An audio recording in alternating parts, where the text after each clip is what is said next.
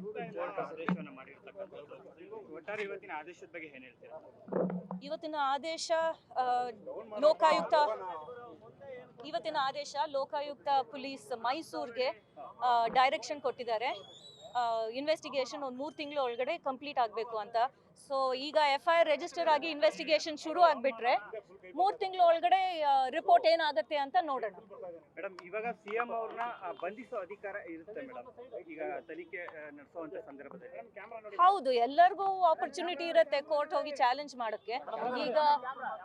ಈಗ ಅವರು ಒಂದು ನಿನ್ನೆ ಆನರಬಲ್ ಹೈಕೋರ್ಟ್ ಸಿಂಗಲ್ ಬೆಂಚ್ ಆರ್ಡರ್ನ ಅವರು ಚಾಲೆಂಜ್ ಮಾಡ್ತಾರೋ ಇಲ್ವೋ ಅದೊಂದು. ಇನ್ನೊಂದು ಇವತ್ತು order again it's set back. It is up to them. ಇವತ್ತು ಆರ್ಡರ್ ಆಗಿರೋದು, ಇವತ್ತು ಕೋರ್ಟ್ ತುಂಬ ಡೀಟೇಲ್ ಆಗಿ ಕಂಪ್ಲೇಂಟ್ ಎಲ್ಲಿಂದ ಶುರು ಆಯಿತು, ದೇವರಾಜು ಇಂದ ಹೆಂಗೆ ಇದು ಚೇಂಜ್ ಆಫ್ ಇದು ಸೇಲ್ ಡೀಡ್ ಆಗಿ, ಆಮೇಲೆ ಗಿಫ್ಟ್ ಡೀಡ್ ಆಗಿ, ಅದಾದಮೇಲೆ A2 that is wife of the honourable chief minister, ಅವರು ನಮಗೆ ಕಾಂಪನ್ಸೇಟ್ರಿ ಸೈಟ್ಸ್ ಕೊಡಿ ಅಂತ ಕೇಳಿ, ಇದು ಯಾವ ಸ್ಟೇಜಲ್ಲಿ ಹೆಂಗೆ ನಡೀತು ಅಂತ ಕೋರ್ಟ್ ಡೀಟೇಲ್ ಆಗಿ ಅವರು ಆರ್ಡರಲ್ಲಿ ಹೇಳಿದ್ದಾರೆ. ಆಮೇಲೆ is also referred to honourable governor's approval ಆಗಿದೆ ಅಂತ. ಆಮೇಲೆ ಹೈಕೋರ್ಟ್ದು ಅಬ್ಸರ್ವೇಷನ್ದು 1-2 ಮೆನ್ಷನ್ ಮಾಡಿದ್ದಾರೆ. ಈಗ ಅವರು he's of the opinion that we have made out a case. ಅದಕ್ಕೆ ಅವರು ಲೋಕಾಯುಕ್ತ ಮೈಸೂರನ್ನ ಡೈರೆಕ್ಟ್ ಮಾಡಿದ್ದಾರೆ. ಅದು ಅವ್ರು ಏನ್ ಹೇಳಿದ್ದಾರೆ ಅಂತಂದ್ರೆ, ಇವರೆಲ್ಲ ಫ್ಯಾಮಿಲಿ ಮೆಂಬರ್ಸು. ಇನ್ನೊಂದು, ದೇವರಾಜ್ ಮಾಡಿರೋದೂನು ಒಬ್ರು ಪವರ್ ಅಲ್ಲಿ ಇರೋದನ್ನ ಅವ್ರ ಇನ್ಫ್ಲುಯೆನ್ಸ್ ಅಲ್ಲಿ ಇದೆಲ್ಲ ಆಗಿದೆ ಅಂತ ಒಂದು ಬಂದಿದೆ. ಮೇಡಮ್, ಹಾಗೆ ಈಗ ಲೋಕಾಯುಕ್ತ ತನಿಖೆ ಆಗುತ್ತಲ್ವ ಮೇಡಮ್, ಇವಾಗ CM ಅವರು ಅಧಿಕಾರದಲ್ಲಿ ಇದ್ದಂಥ ಸಂದರ್ಭದಲ್ಲಿ ತನಿಖೆ ಬಗ್ಗೆ ಯಾವ ರೀತಿ ಒಂದು ನ್ಯಾಯಸಮ್ಮತವಾಗಿರುತ್ತೆ ಅಂತ ಮೇಡಮ್? ಈಗ ಎಲ್ಲ ಇವರ ಅಂಡರಲ್ಲೇ ಬರ್ತಾರೆ ಲೋಕಾಯುಕ್ತ ಪೊಲೀಸರು.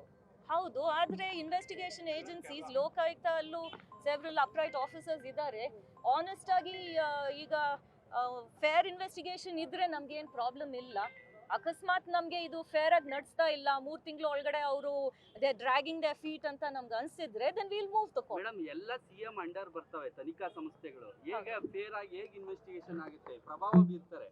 ನೀವು ಸ್ನೇಹಮಯಿ ಕೃಷ್ಣರು ಹೇಳ್ತಾ ಇದ್ರು CBI ಕೊಡಬೇಕು ಅಂತ, ಇದು ಇಲ್ಲ ಹೊರ ರಾಜ್ಯಕ್ಕೆ ಕೊಡಬೇಕು ಅಂತ.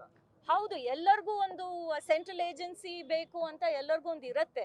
ಆದರೆ we will not be dismissive of Lokayukta at this point of time. It wouldn't be fair on our part to say that yes there will be pressure, but not all officers act under pressure, so let's be positive. madam in ಪ್ರಶ್ನೆ ಮಾಡಿ ಏನಾದರೂ court ಅಲ್ಲಿ ಏನು ಮಾಡ್ತೀರಾ ಅಂದ್ರೆ ಸಾರಿ ತನಿಖಾ ಸಂಸ್ಥೆಯಿಂದ ಬೇಕು ಅನ್ನೋ ರೀತಿಯಲ್ಲಿ?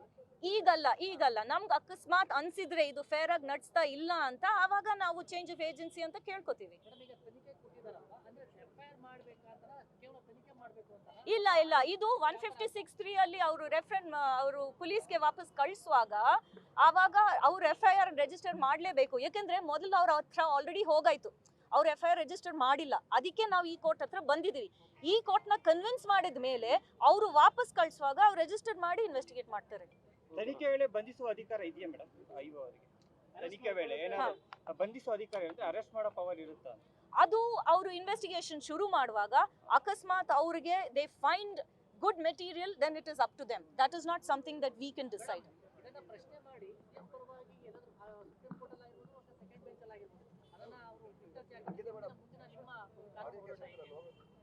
ಇದನ್ನ CM ಕಡೆಯವರು ಚಾಲೆಂಜ್ ಮಾಡಿದ್ರೆ ಅಂತ ಮೇಡಮ್, ಅದು ನಾವು ಡಿಫೆಂಡ್ ಮಾಡಬೇಕು. ಈಗ ಅವರು ಕೇವಿಯಟ್ ಫೈಲ್ ಆಗಿದೆ, 2 ಕಡೆನೂ ಫೈಲ್ ಆಗಿದೆ. ಎಲ್ಲೆಲ್ಲಿ ಮೇಡಮ್? ಇಲ್ಲಿ ಹೈಕೋರ್ಟ್ ಅಲ್ಲಿ, ಆಮೇಲೆ ಸುಪ್ರೀಂ ಕೋರ್ಟ್ ಅಲ್ಲಿ 2 ಕಡೆನೂ ಆಗಿದೆ. ಇವತ್ತು ಆರ್ಡರ್ನು ನಾಳೆ ಬೆಳಗ್ಗೆ ರಿಲೀಸ್ ಆಗುತ್ತೋ ಇವತ್ತು ಸಾಯಂಕಾಲ ರಿಲೀಸ್ ಆಗುತ್ತೋ ಗೊತ್ತಿಲ್ಲ. ಆರ್ಡರ್ ಬಂದ ತಕ್ಷಣ ಅದನ್ನು ನಾವು ಕೇವಿಯಟ್ ಹಾಕ್ತೀವಿ. ಹೌದು, ಥ್ಯಾಂಕ್ ಯು. ಗ್ಯಾರಂಟಿ ನ್ಯೂಸ್, ಸುದ್ದಿ ಖಚಿತ, ನ್ಯಾಯ ನಿಶ್ಚಿತ.